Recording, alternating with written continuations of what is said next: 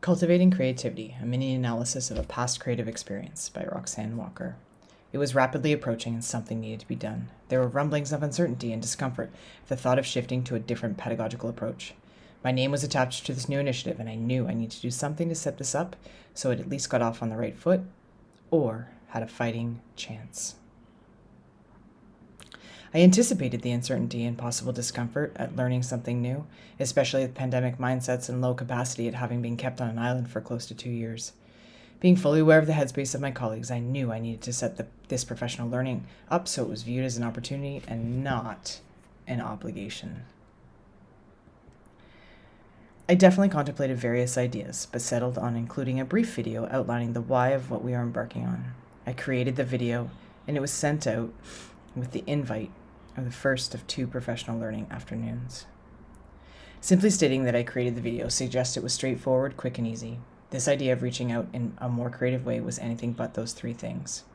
When considering the creative processes at work, the idea that there wasn't a problem but a shift in thinking that was needed was the starting point. While this step of preparation in Sawyer's stages of acquiring the knowledge and gathering related information was the next step after deciding on the idea of making a video. Succinct and factual information were needed in the video to support this decision of this direction. That was for the content, which is by far the most important consideration. However, I also needed to figure out how to make the video that I saw in my head. Something that hindered my creativity was my lack of skill with these technological tools. Different stages were evident throughout this process. Once I felt inspired to create the video, there was a time constraint. The video needed to be shared by a certain date.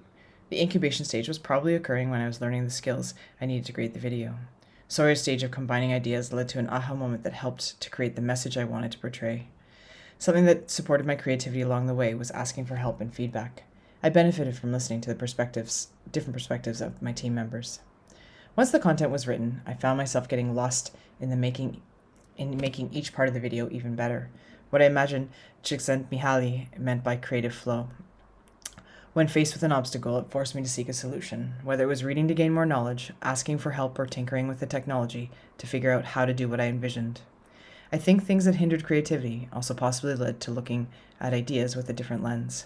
When supporting factors such as feedback were evident, it helped with momentum.